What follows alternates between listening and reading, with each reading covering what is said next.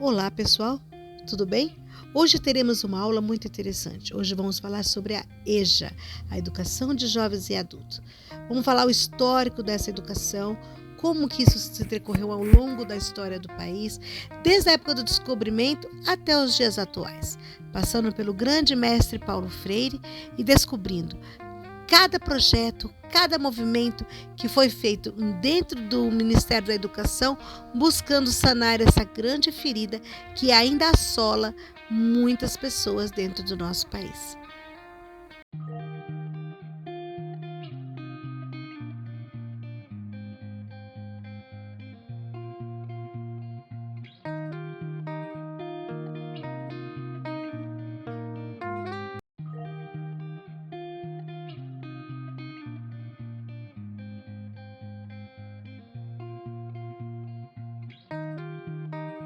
Antes de falarmos sobre o que é a alfabetização, a sua história da alfabetização dentro da história do Brasil, vamos definir um pouquinho o que é alfabetizar. Magda Soares nos fala que não parece apropriado, nem etimologicamente, nem pedagogicamente, que o termo alfabetização designe tanto o processo de aquisição da língua escrita quanto o processo do seu desenvolvimento.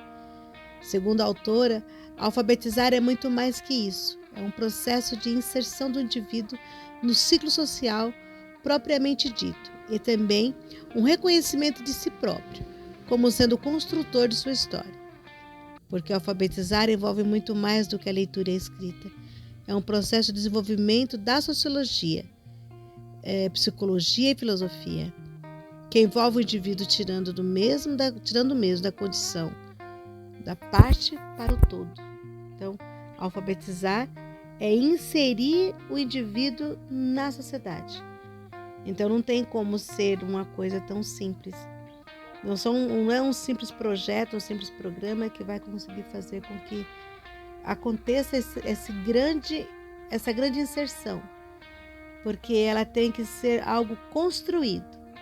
O aluno, o adulto precisa se sentir parte, ele precisa se sentir construtor. E isso nenhum dos projetos desenvolvidos conseguiu fazer na sua grande maioria. Então, visualizando o nosso slide aqui, dá para ver muito bem que a dificuldade que se tem de se entender o que está acontecendo em sua volta. Então, com esse olhar, com esse pensamento, a gente entende que transformar analfabetos em leitores de mundo de uma maneira funcional, é algo que muito vem se buscando, através de inúmeros projetos e programas do governo, tanto municipal, estadual, federal.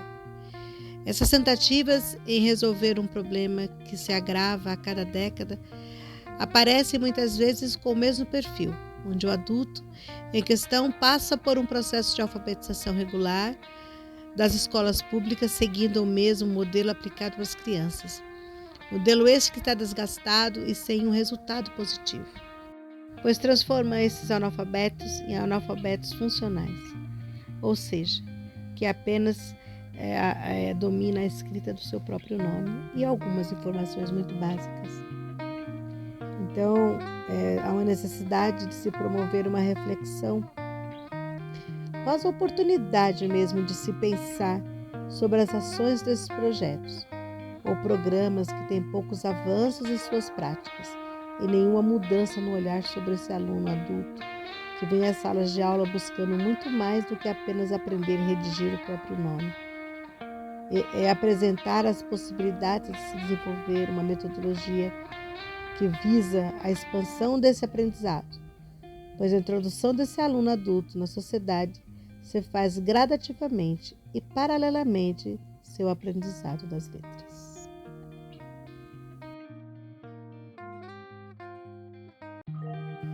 Então, lançando um olhar um pouco mais apurado para a história da alfabetização de jovens e adultos no nosso país, a gente pode fazer um resgate de toda a história de como isso aconteceu. Logo no período jesuítico, ou seja, quando os jesuítas estavam por aqui, iniciou-se em 1549 a chegada ao Brasil dos primeiros grupos de 6 padres jesuítas, chefiados por Manuel da Nóbrega, juntamente com o primeiro governador-geral, Tomé de Souza, comandados pelo padre Manuel da Nóbrega, todos os 6 jesuítas que vieram. E eles, 15 dias após a chegada, edificaram a primeira escola elementar brasileira. A primeira escola foi feita.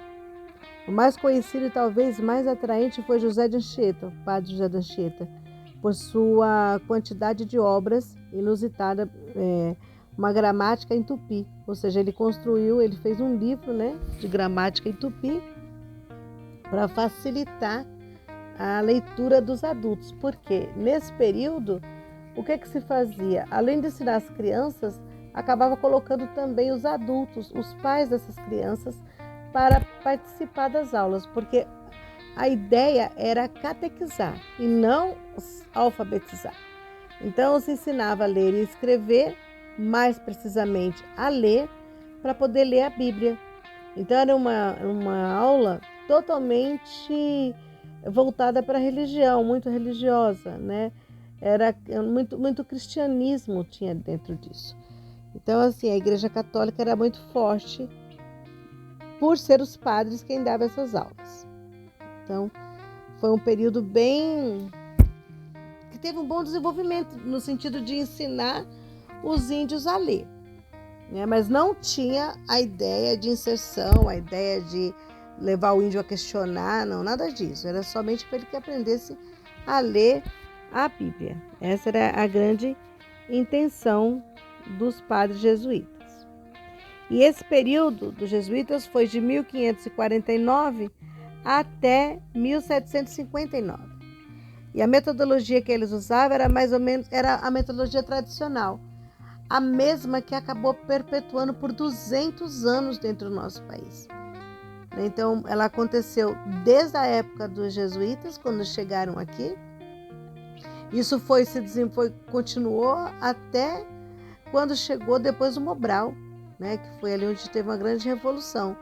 Mas foi por mais de 200 anos nós tivemos essa metodologia tradicional como sendo o caminho de ensinamento. Depois dos padres jesuítas, quem chegou aqui no Brasil posso considerar o período pombalino, que foi o Marquês de Pombal. Ele chegou em 1760, durou todo o período de 1760 a 1808, o governo, assim vamos dizer, de Marquês do Pombal. Com a chegada de Marquês de Pombal, o que acontece? Os jesuítas perdem espaço, ele expulsa os padres jesuítas daqui do Brasil, por medo do que os padres estavam fazendo, abrir a cabeça das pessoas, dos índios, e começar a ter muitos conflitos. Então eles acabam expulsando os padres jesuítas. E aí, com isso, a educação jesuítica, não convinha aos interesses comerciais emanados por Pombal. Ou seja, se as escolas da Companhia de Jesus, que era representada pelos padres jesuítas, tinham o objetivo de servir aos interesses da fé, Pombal pensou em organizar as escolas para servir aos interesses do Estado. No momento da expulsão dos jesuítas, tínhamos 25 residências, 36 missões, 17 colégios e seminários, além de seminários menores e escolas de primeiras letras, instalada em todas as cidades onde havia casa da Companhia de Jesus. A educação brasileira, com isso, vivenciou uma grande ruptura histórica, num processo de implantação e consolidação como modelo educacional. Então, tudo, por mais que, como foi falado, tá certo que estava envolvido a questão religiosa, a questão era para ler a Bíblia, mas, de uma certa forma, esses alunos adultos, eles estavam participando de um processo de leitura, de construção de uma leitura, de uma escrita. Era um processo tradicional? Era, mas eram os primeiros passos para quem não tinha nada. Eram os primeiros passos, E aí, quando Pombal chegou e começou a tomar essa atitude de expulsar os jesuítas, né? Ele teve várias ações que ele fez. A primeira delas, além de expulsão, foi ele lançar uma alvará de 28 de junho de 1759, onde ele cria as aulas régias em latim, que as aulas teriam que ser todas em latim, não podia mais ser no tupi. Lembra que foi falado aqui que os jesuítas fizeram um livro, uma espécie de uma gramática na língua dos índios? Então, Pombal não, ele trouxe e teve todas as aulas serem em latim. Então, o que ficou mais difícil, né, dificultou mais o acesso a esse processo.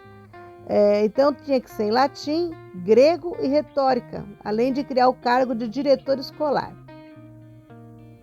Cada aula regia era autônoma e isolada, com um professor único, e não se articulava com as outras. Ou seja, os adultos nesse período, eles ficam totalmente excluídos, porque essas aulas eram voltadas para as crianças e nem todas as crianças. Era mais assim, não tinha as crianças, nem todas as crianças podiam fazer parte desse processo, tá? Então, Pombal teve esse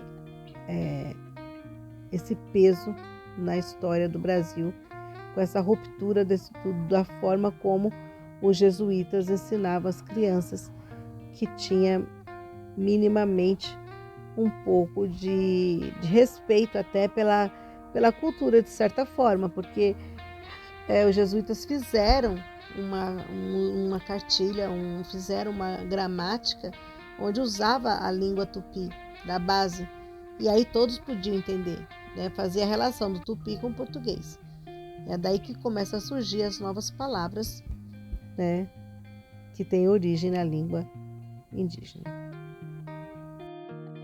O resultado da decisão de Pombal foi que o princípio do século XIX, anos de 1800 mais ou menos, a educação brasileira estava reduzida praticamente a nada.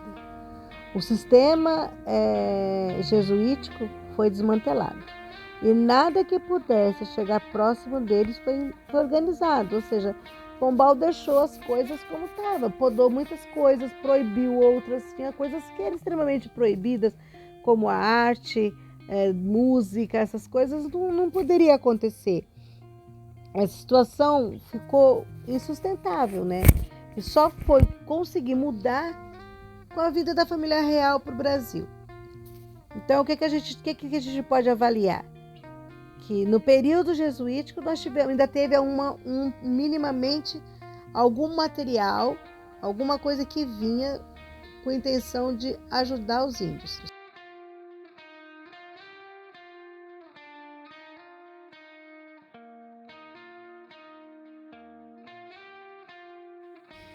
Com a chegada da família real aqui no Brasil, as coisas começaram a mudar. E a grande primeira mudança foi a fundação de várias escolas e vários cursos de agricultura, escolas criadas na Bahia, de serralheiro, de oficial, da língua, de línguas, né? E também em Minas Gerais foi criado laboratório de química. Então, assim, muitas coisas aconteceram, muitas mudanças, né? E uma das mudanças muito importantes que teve, surge o curso de desenho, com o objetivo de beneficiar muitos no ramo da indústria, a criação do Museu Nacional do Rio de Janeiro, que foi no ano de 1818. Então, esse curso de desenho mostra que estava preocupado realmente com melhoria de mudanças, mas que não vinha ser uma construção das pessoas, da população, e sim interesse no comércio. Uma característica muito forte da educação pombalina, né? Que perde toda essa humanização que se tem dentro da educação. O primeiro reinado, a dificuldade de sistematização da educação elementar. A sociedade era predominantemente agrária e não havia interesse das elites com uma educação popular. Ou seja, nem todas as pessoas estudavam, ainda mais adultos.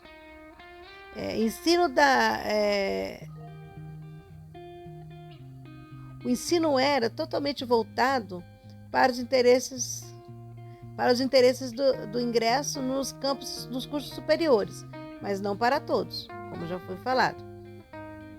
Em 1822, o decreto de 1º de maio cria, no Rio de Janeiro, uma escola buscada no métodos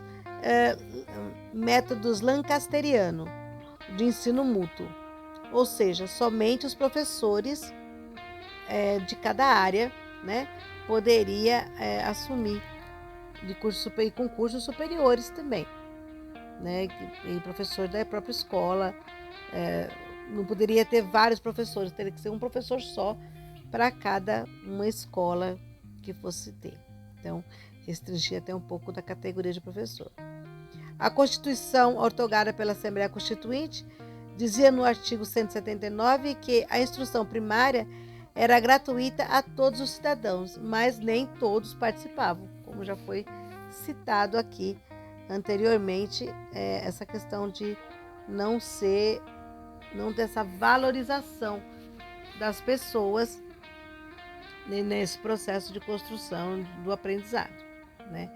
Então, no período do Império, especialmente após 1870, o surto de progresso e a mudança nas atividades econômicas vigentes no país determinaram a necessidade da escolarização, também para adultos, acarretados no surgimento e multiplicação dessas escolas nas diversas províncias brasileiras de então, do local de onde estava, né, das várias províncias. A educação popular e a educação de adultos tiveram ênfase favorável somente a partir da Primeira Guerra Mundial. Então, vejam bem, desde o Império, desde os jesuítas, passando por Pombal, todo o processo da educação do Império, não houve momento em que se abriu espaço para se ter educação de jovens e adultos. A não ser lá com os jesuítas, depois não teve mais momento algum que tivesse isso. Todo o processo foi voltado para a questão do comércio. Então vai formar quem? Vai formar as pessoas que interessam. Então, não eram todos os adultos, eram adultos selecionados, mais jovens, que tivessem mais capacidade, mais condições físicas e mais N coisas assim. Mas os adultos mais velhos, não, já passou da fase, não tem que aprender mais. Esse era o lema dito, esse era o regime seguido, era bem dessa forma, né? E isso foi uma coisa que durou por muitos anos, e a gente vai ver que isso só vai mudar lá em 1940, né, quando o Império já nem existe mais. Mas dentro desse processo, no momento em que a família real esteve no Brasil, e mesmo depois que foi embora, o que se teve de educação foi voltado para o comércio. Sempre esse olhar. Sempre.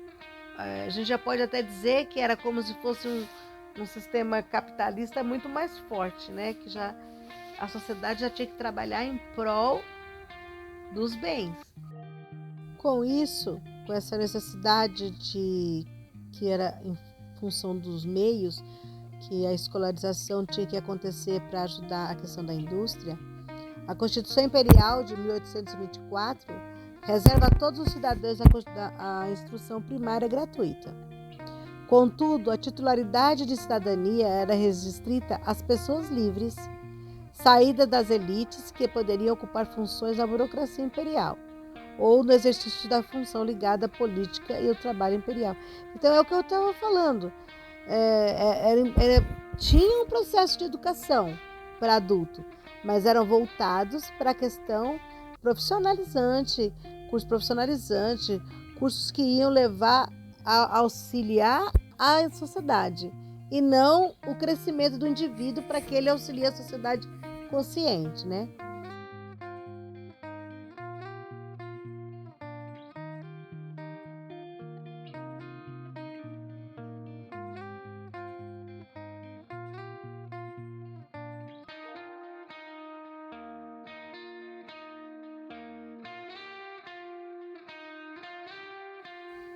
Então, esse olhar para esse modelo de educação voltado apenas para as necessidades da sociedade é compreensível, se considerarmos a condição gerais de vida da colônia, e mesmo no começo do Império.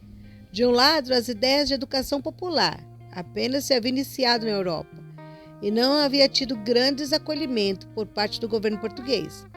Por outro lado, o sentido de colonização do Brasil não era nem podia ser a de criação de uma sociedade adiantada.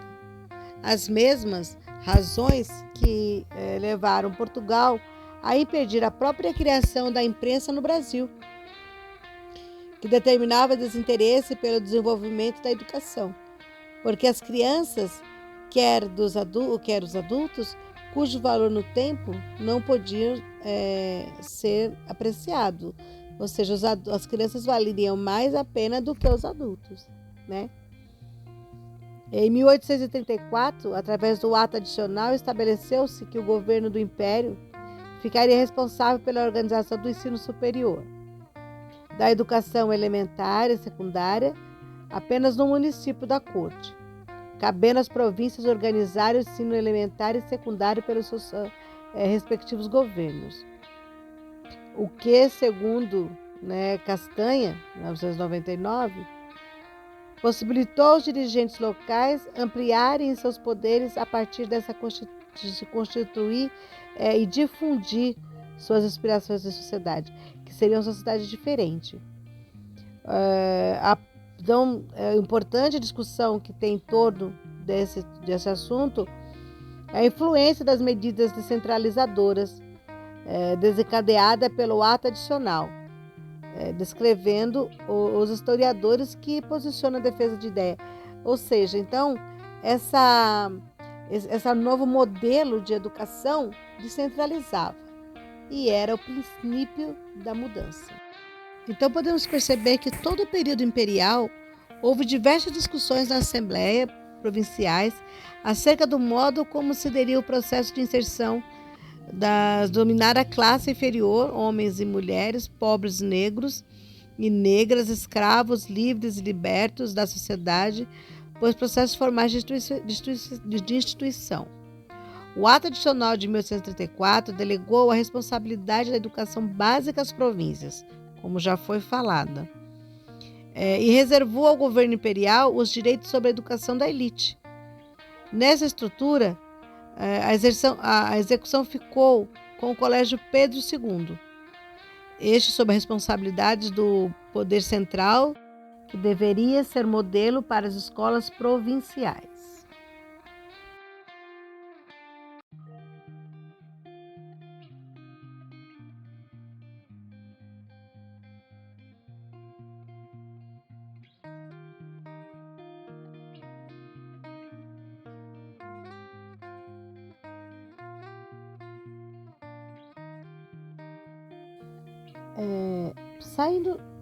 Saindo do período do Império, passou por toda a República e não teve muitas mudanças na questão da educação com olhar para a população adulta.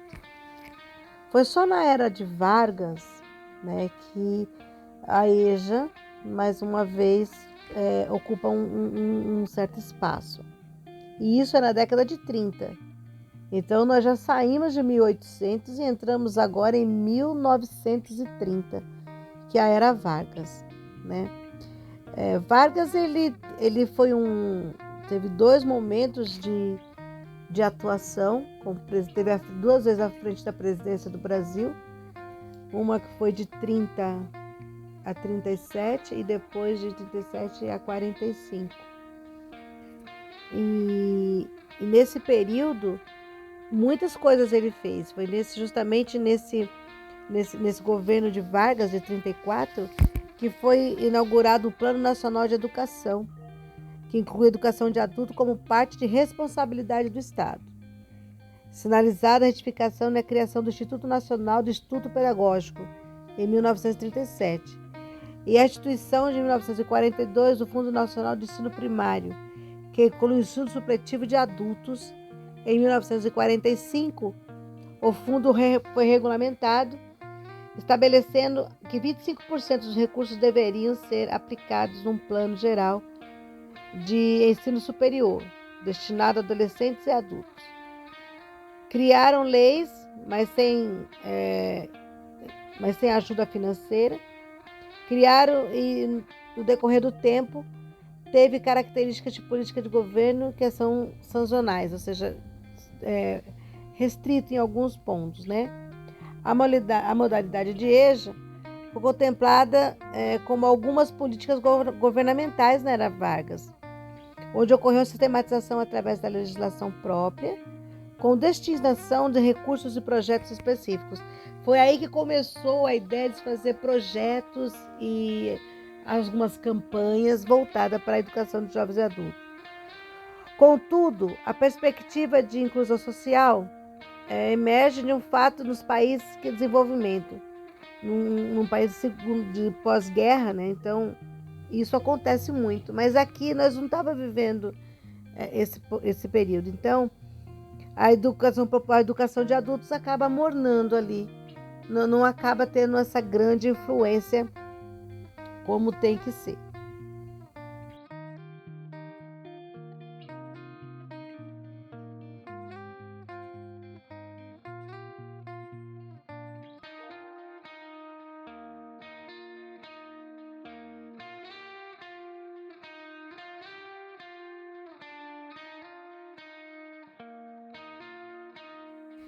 Na década de 40, foi marcada por algumas iniciativas políticas e pedagógicas que amparam a EJA. A criação da regulamentação do Fundo Nacional de Ensino Primário, FINEP, a criação do Instituto Nacional de Estudo e Pesquisas, o INEP, o surgimento das primeiras obras dedicadas ao ensino supletivo, o lançamento da campanha de educação e adolescente de adulto, CA, e outros, entre vários outros que aconteceram. Entretanto, esse conjunto de iniciativas permitiram que a educação de adultos se firmasse como uma questão nacional.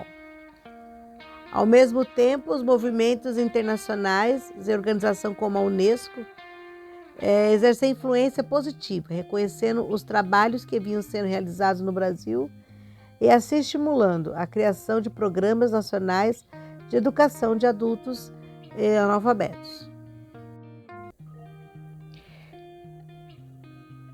Nos anos 40, foi quando tudo começou na educação de jovens e adultos de verdade. É nesse momento que é dada a partida de política educacional nacional, que se constituiu uma política educacional de verdade voltada para os adultos. Passa-se então a ter o entendimento de quem eram os sujeitos da aprendizagem, como eles deveriam aprender e o que se entendia que era significativo para esses alunos. Então, começa a se entender a função do processo de aprendizagem. É uma abordagem, ainda é um começo de uma abordagem socioconstrutivista. O que acontecia com os indivíduos através das relações sociais, a partir das suas construções individuais e coletivas. Lembrando muito Paulo Freire, que vai começar, logo vai entrar no cenário. Que fala de uma educação diferente. Então, assim, na década de 40, começa-se a pensar realmente nesse sistema de educação para adulto. E oferecer uma didática material, forma de atuação um pouco diferenciada, sem deixar que seja tão voltado para a criança. Porém, não é uma coisa que se estabelece. Chegar propriamente em 1945, falou um pouquinho em 1920, que foi umas questões de ensino para o adulto, teve uma grande repercussão. Iniciou-se uma pressão da criação do Fundo Nacional do Ensino Primário, em 1942. Mas tudo começou lá na década de 20 e acabou na década de 40 fazendo essa grande explosão do trabalho com adulto.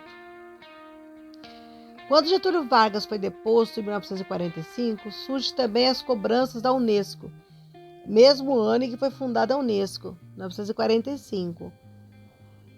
E a Unesco vinha buscar denunciar o mundo as profundas desigualdades entre os países e alertava para o papel que deveria se desempenhar a educação, em especial a educação de adultos, no processo de desenvolvimento das nações. Se estabelece metas para alfabetizar, dando empurrão no desenvolvimento da educação de jovens e adultos. Claro que não devemos deixar de mencionar a contribuição dos interesses políticos que cercavam o assunto, pois o nível de analfabetismo nos colocava como um país subdesenvolvido e não dava mais para esconder o fraco esforço para a educação no país. Ele havia de procurar a aprendizagem de cada um. Então, as forças políticas começaram a pressionar. A Unesco, uma instituição mundial que representava com representantes de vários países, começava a se posicionar, forçando que o Brasil tivesse uma melhor condição na questão da educação para o adulto, porque fazia parte, os adultos precisavam saber ler e escrever para poder colocar a sociedade para caminhar. Não poderia depender apenas das crianças, tinha que se investir também nos adultos, para que eles pudessem atuar dentro dessa sociedade e pudessem transformar o meio em que eles estão. Então, em 1945 fica bem marcado esse posicionamento.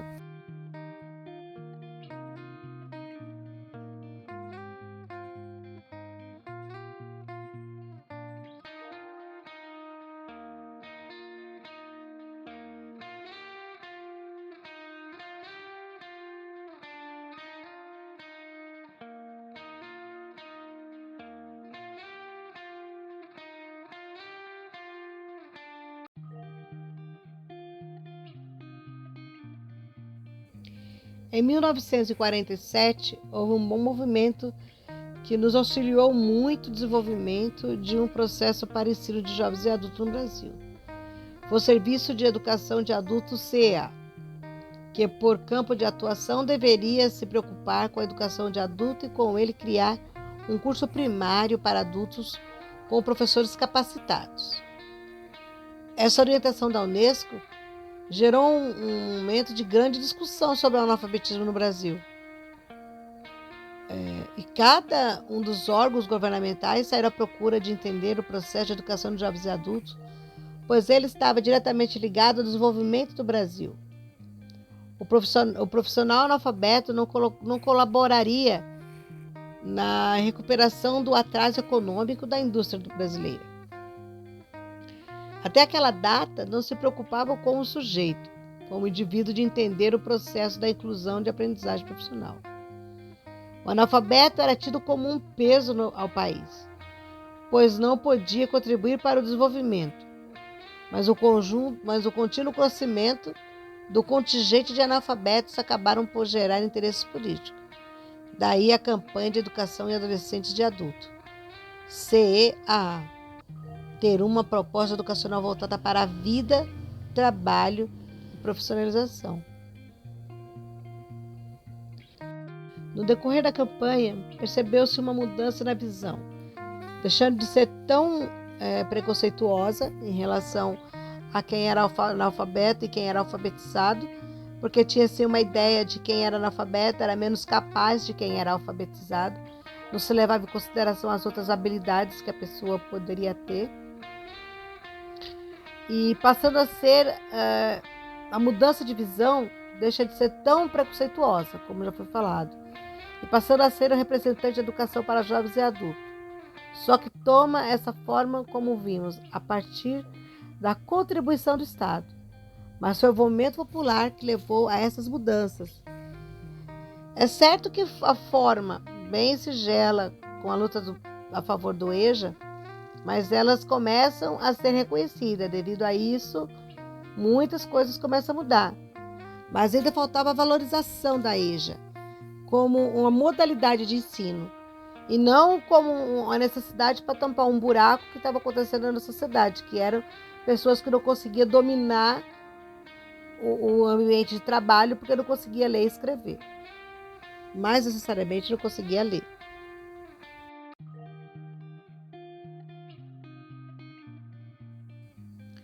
Em 58, com a campanha lançada por o MEC de erradicação do analfabetismo, começa-se então a trazer vários segmentos da sociedade em prol dessa campanha, desse movimento. E aí não tem como deixar de falar, de registrar que realmente os movimentos populares de grupos sociais como sindicatos e outros foram os responsáveis de surgir uma educação voltada para a transformação, incluindo do processo educacional e de modernização do país. A EJA levaria e leva aos poucos o sujeito a uma transformação social ou cultural, como nas ideias de Paulo Freire. Então, com esse lançamento dessa campanha do MEC, falando de erradicação do analfabetismo, por causa que estava uma pressão mundial, o Brasil estava muito para trás e a questão de ler, escrever e não ter analfabetos no país era ponto principal para que o país pudesse evoluir. Então, essa campanha do MEC ela vem justamente com esse olhar. Mas ainda não se tem uma definição como uma modalidade de ensino. Ainda é a situação, vamos tampar um buraco, vamos fazer essas pessoas aprender a ler para que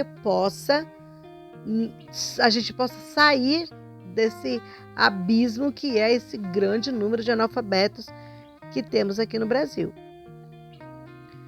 Os esforços políticos deram passo em vários lugares do Brasil, surgindo campanhas de educação de jovens e adultos. Entre as mais conhecidas estão o Movimento de Educação na Base, o Movimento de Cultura Popular de Recife, de Pé no Chão, também se aprende a ler, de Natal, e o Plano Nacional de Alfabetização do Ministério da Educação e Cultura, que é o do MEC. Então vale muito a pena perceber como se construiu a figura de Paulo Freire, que ele surge dentro desse universo, nesse momento em que está esse movimento de transformação, em que toda a sociedade, vários segmentos estão se mobilizando para construir esse novo olhar, esse novo jeito de ensinar os adultos.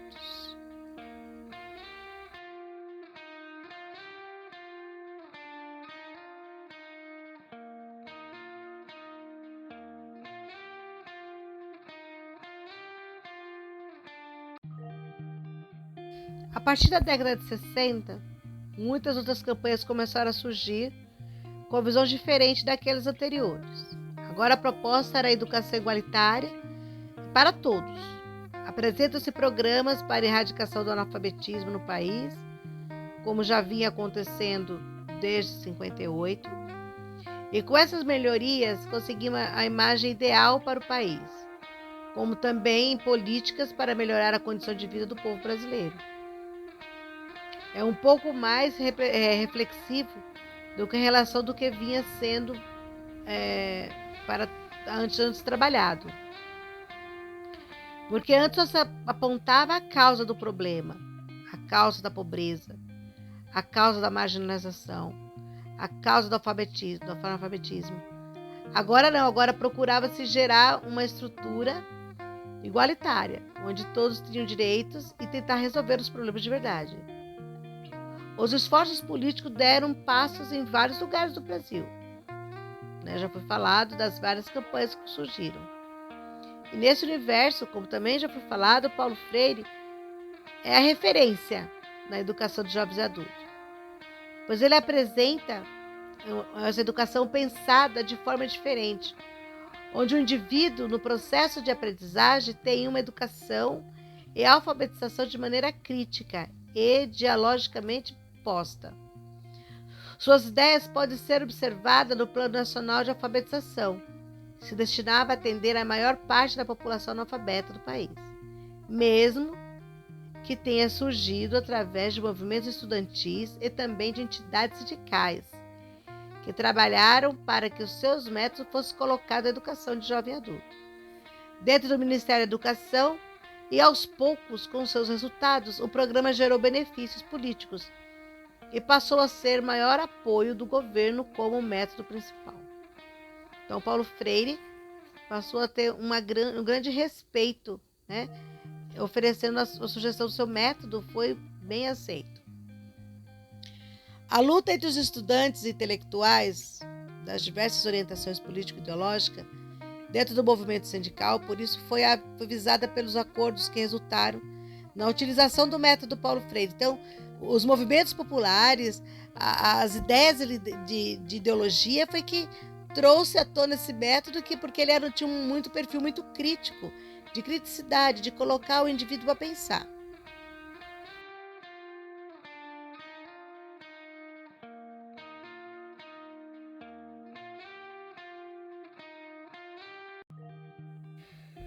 Lamentavelmente, no período da ditadura militar, nosso país, muitos programas se perderam. Importantes contribuições sociais conseguiram se manter ainda, mas foram poucas. O próprio sistema ditatorial manteve aqueles programas conservadores.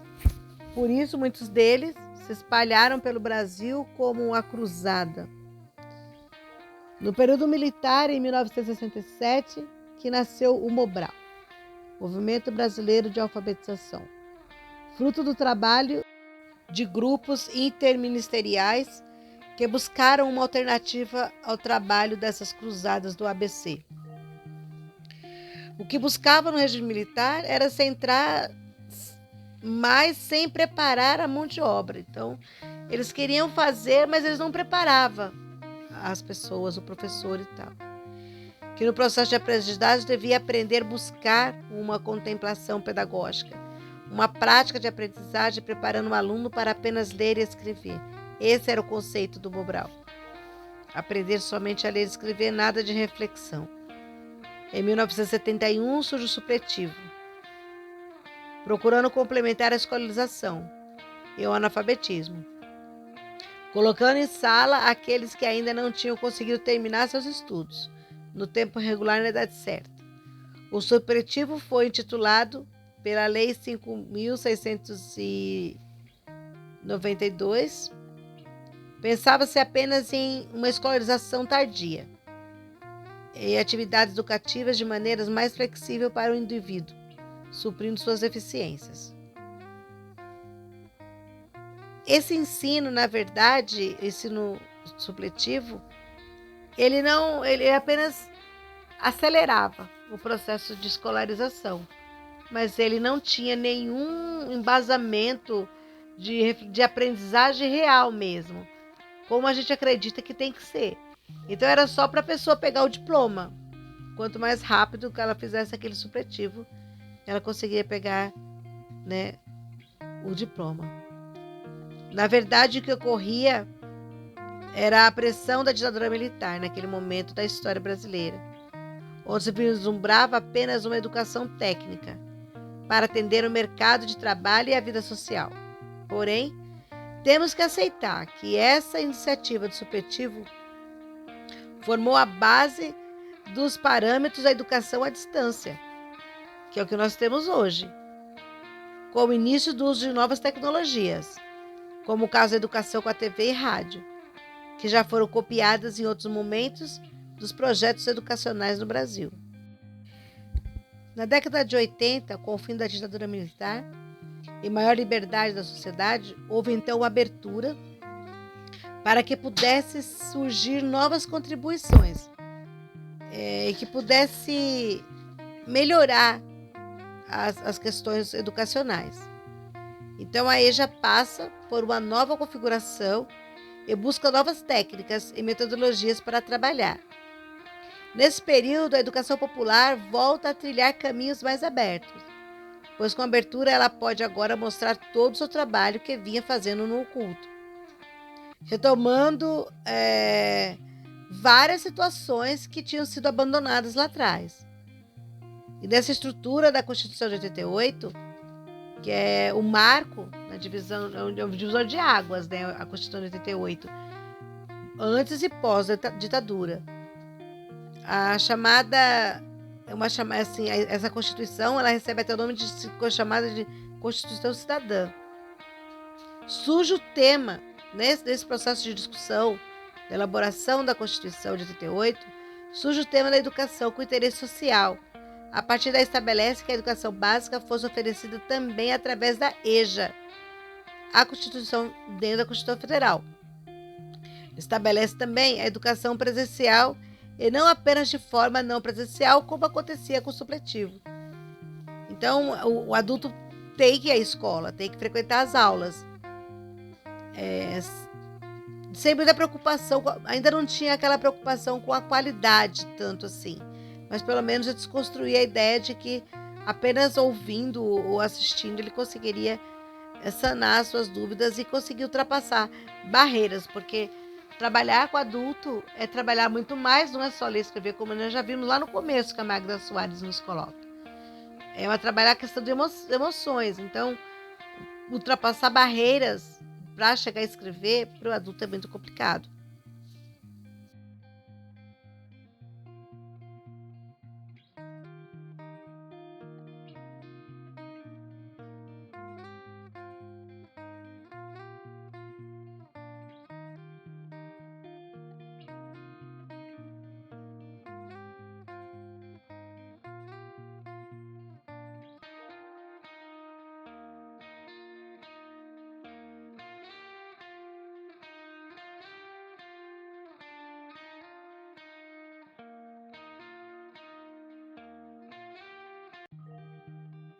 A mudança veio em 1990.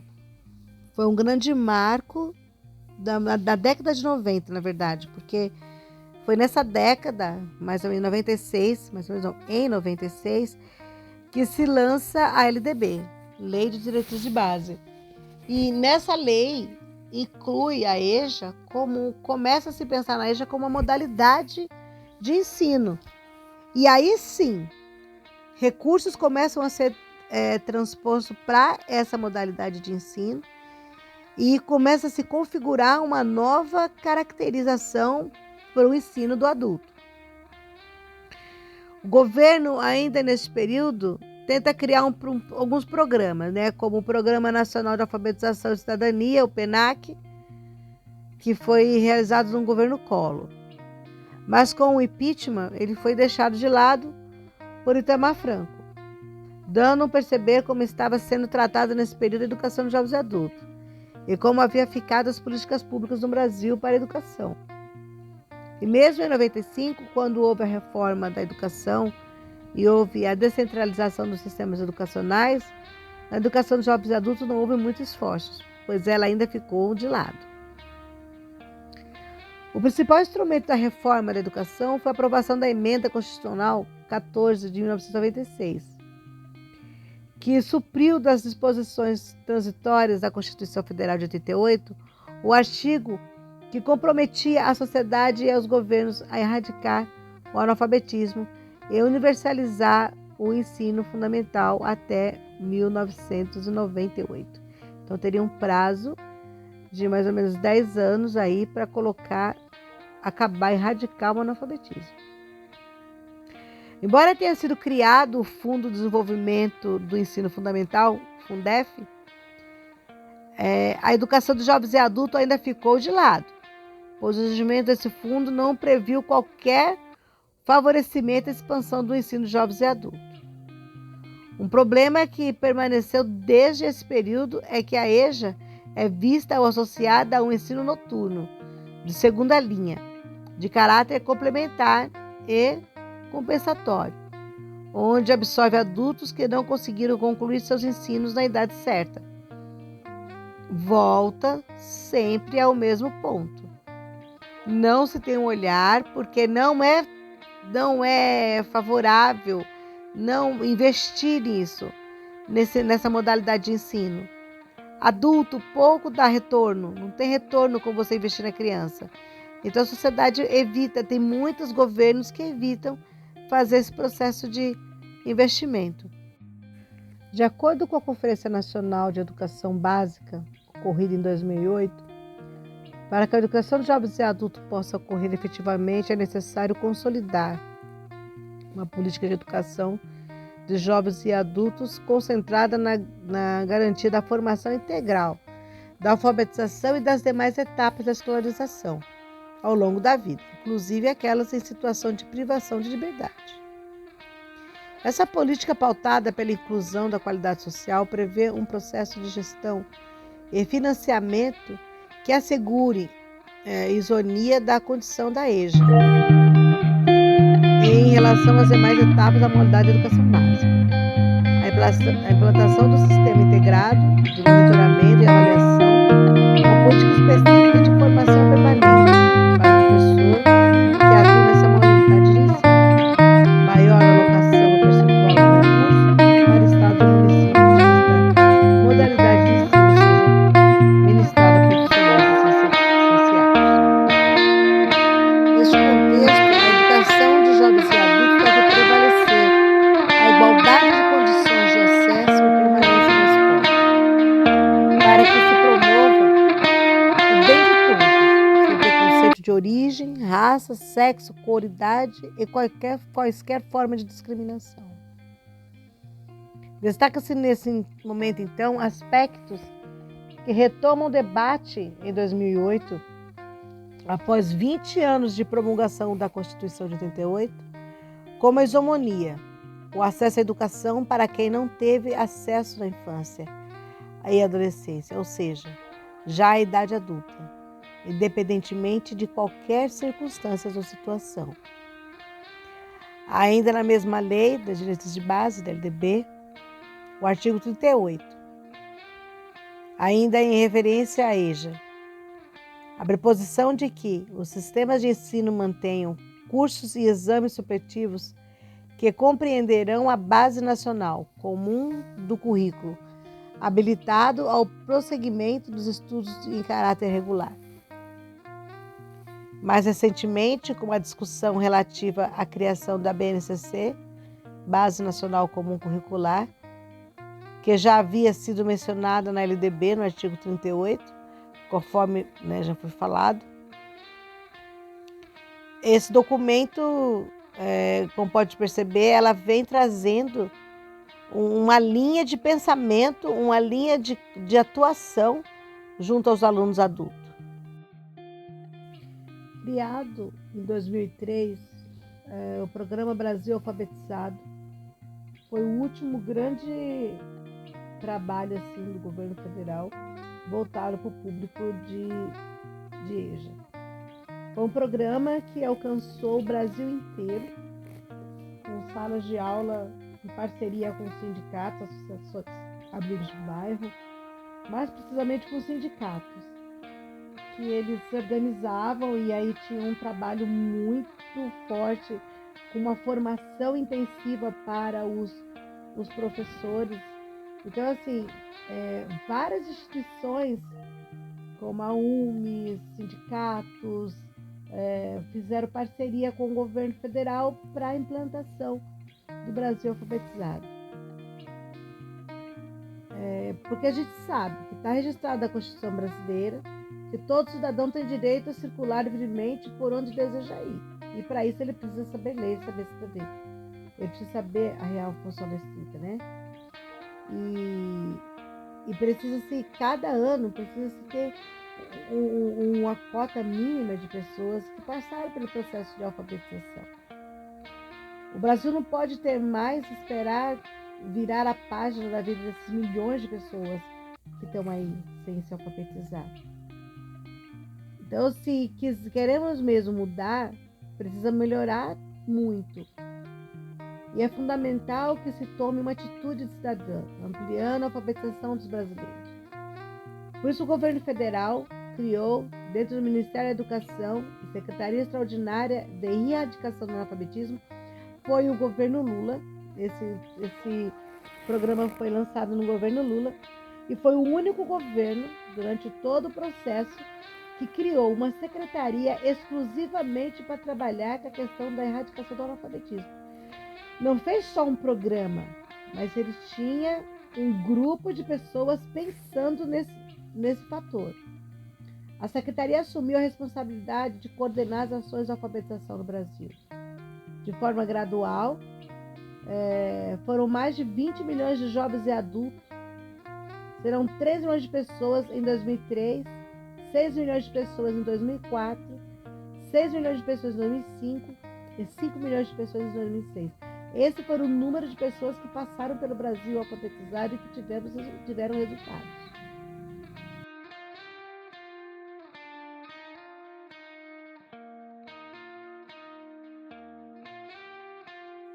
Então, ao final de todo esse processo de conhecimento da história do EJA, que nós vimos desde a chegada dos jesuítas até agora o Brasil alfabetizado, que foi o grande último movimento assim, feito em relação à questão da alfabetização.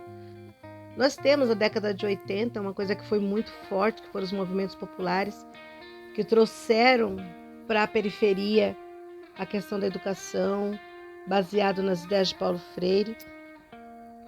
Mas a gente percebe assim, que é importantíssimo se oferecer a oportunidade para que os indivíduos sejam inseridos no meio de forma participativa, criativa e autônoma. Porque o analfabetismo, né, a questão da EJA, do analfabetismo do adulto, é uma questão de exclusão social. Ser analfabeto é estar excluso, é viver à margem da sociedade sempre. Então, todas as teorias, tudo que a gente levanta em relação à questão do analfabetismo, tudo mostra, que norteiam o percurso, que foram, que sempre falam dessa necessidade de inclusão, dessa necessidade de colocar o adulto, o aluno adulto inserido na sociedade. Todos os autores sempre nos mostram isso. Magda Soares fala disso, Paulo Freire foi o grande mestre que fala disso também, né? Então, assim, apresentar essa linha histórica, na verdade, é apresentar um retrato do analfabetismo, que se mostra em total exclusão, onde a vida humana é desvalorizada e o indivíduo não exerce em sua plenitude seu direito como cidadão autônomo, ficando para trás e estacionando-se na sua própria condição social, vivendo em um lado discriminatório de humilhação, por não se apoderar dessa ferramenta. Destaca-se também, nesse estudo todo da linha do tempo da educação de EJA, o importante em uma sociedade. Assim como fala Freire, o indivíduo aprende a gerenciar o seu desenvolvimento em sociedade, a caminhar junto, apressando-se de todas as funções sociais. Deve participar resgatando sua história, pois o analfabeto, na maioria das vezes, não se sente parte do mundo em que vive. O analfabetismo é uma castração social, onde o indivíduo se fecha em seu próprio limite, perde seus sonhos, seus direitos de atuar em uma sociedade onde mudanças acontecem diariamente, em questão de um mundo globalizado, com tanta tecnologia e uma massa de pessoas marginalizada e encurralada em uma exclusão social. Com esse olhar, através do estudo que foi feito, é possível entender que a alfabetização, através do letramento, que é o melhor caminho para se estar colocando, inserindo esse adulto na sociedade, é fazer com que ele seja letrado, ou seja, reconhecendo a função real da leitura e da escrita. É mais do que se conhecer as letras. É a construção do conhecimento e não de uma forma e sem contexto, como era no tradicional, lá feito desde a época dos jesuítas até o Mobral. Na verdade, é um mecanismo de ensino a ensinar a pensar, a valorizar a sua autoestima, oferecer a possibilidade de formar um indivíduo que constrói e cria a sua nova forma de ser, de se posicionar na vida, construindo o seu próprio espaço, estimulando a sua própria autonomia, ou seja, de acordo com Soares, como ela sempre fala, criar repertório, de contextos diferentes, sendo portadores dessa transformação, formando pessoas capazes de tomar decisão e assim mudar a sua realidade.